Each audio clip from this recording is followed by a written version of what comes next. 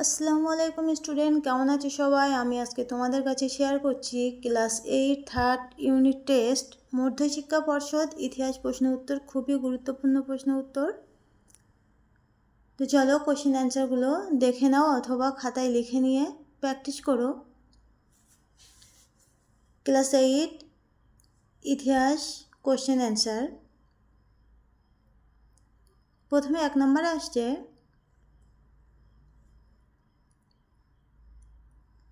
সঠিক উত্তরের নিচে দাগ দাও। 1 নম্বর হচ্ছে কলকাতা ফোর্ট উইলিয়াম কলেজ প্রতিষ্ঠা হয় 1800 খ্রিস্টাব্দে, না 1817 খ্রিস্টাব্দে, না 1781 খ্রিস্টাব্দে। উত্তর হচ্ছে 1800 খ্রিস্টাব্দে। 2 নম্বর কোশ্চেন হচ্ছে আত্মীয় সভা প্রতিষ্ঠা করেন রামমোহন রায়, স্বামী দয়ানন্দ সরস্বতী, রাজনারায়ণ বসু। উত্তর হচ্ছে রামমোহন রায়। 3 নম্বর কোশ্চেন হচ্ছে হুল শব্দের অর্থ। হুল শব্দের অর্থ জমিদার, বিদ্রোহ, মহাজন। উত্তর হচ্ছে বিদ্রোহ। 4 নম্বর কোশ্চেন হচ্ছে জাতীয় মেলার পরবর্তীকালে নাম হয় আত্মীয় সভা, হিন্দু মেলা, পৌষ মেলা। উত্তর হচ্ছে হিন্দু মেলা। 5 নম্বর কোশ্চেন হচ্ছে প্রো চেঞ্জার দলের নেতা ছিলেন মহাত্মা গান্ধী, রাজেন্দ্র প্রসাদ, চিত্তরঞ্জন দাস। উত্তর হচ্ছে চিত্তরঞ্জন দাস। এবার আমরা চলে আসছি নেক্সট কোশ্চেন। এক কথায় উত্তর দাও। 1 নম্বর কোশ্চেন হচ্ছে ভারতের সংবিধান কবে গৃহীত হয়? উত্তর হচ্ছে 1949 সালে 26শে নভেম্বর। 2 নম্বর কোশ্চেন হচ্ছে স্বাধীন পাকিস্তান রাষ্ট্রের জন্ম হয়েছিল কত সালে? উত্তর হচ্ছে 1947 সালে। 3 নম্বর কোশ্চেন হচ্ছে পুনা চুক্তি কাদের মধ্যে হয়েছিল? মহাত্মা গান্ধী ও ডক্টর বি.আর. আম্বেদকরের মধ্যে।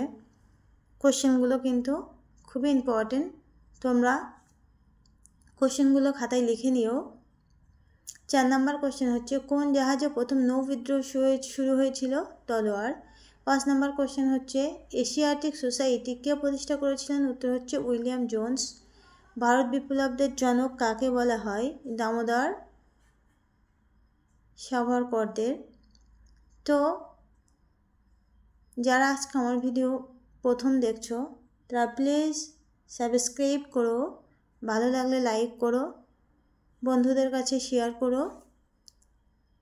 ফাইনাল এক্সামের জন্য এখন থেকে কোশ্চেন অ্যান্সার ছাড়বো, তোমরা অবশ্যই কোশ্চেন অ্যান্সারগুলো ফলো করো।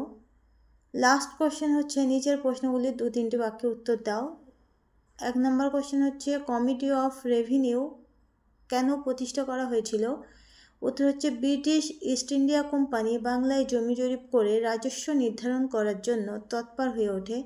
1717 খ্রিস্টাব্দে মুর্শিদাবাদ কম্পট্রোলিং কাউন্সিল অফ রেভিনিউ এবং কমিটি অফ রেভিনিউ তৈরি করা হয়। কমিটি অফ রেভিনিউ মূলত রাজস্ব সংক্রান্ত বিষয় দেখাশোনা করত। এই হচ্ছে আমার আজকের লাস্ট ভিডিও। তোমরা ভালো লাগলে অবশ্যই লাইক কমেন্ট করো, আর কার কোন সাবজেক্টে অসুবিধা প্লিজ আমাকে জানিও। তো আজকের ভিডিও এই পর্যন্তই। সকলে ভালো থেকো, আর কোশ্চেন অ্যান্সারগুলো তোমরা খুব ভালোভাবে লিখে নাও। আল্লাহ হাফেজ।